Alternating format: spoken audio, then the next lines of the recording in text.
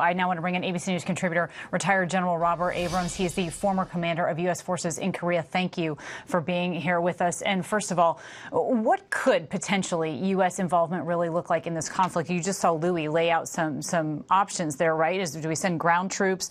Are they in the air as well, but remaining in some sort of defensive posture? How are you analyzing this?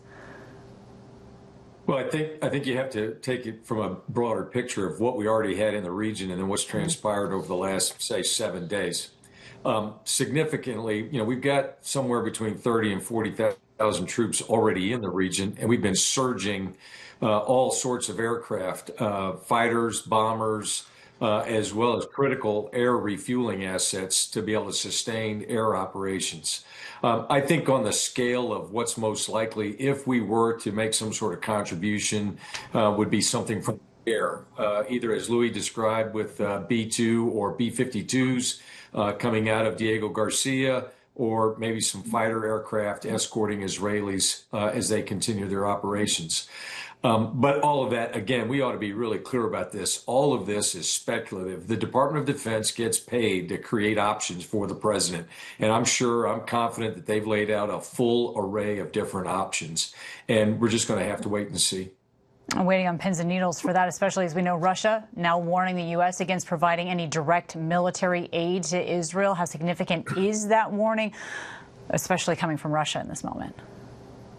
Yeah, well, I think the threat from Russia is possible. I think there's a much bigger threat if we were to get involved to Iranian forces directly attacking U.S. forces in the region, or worse, Iranian proxy forces striking U.S. forces. Again, we've got somewhere between troops arrayed across 8 to 15 bases throughout the region, Baghdad, Kuwait.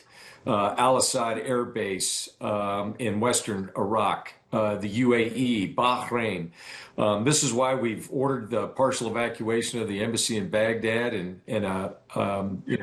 provided resources for withdrawal of U.S. dependents out of Bahrain.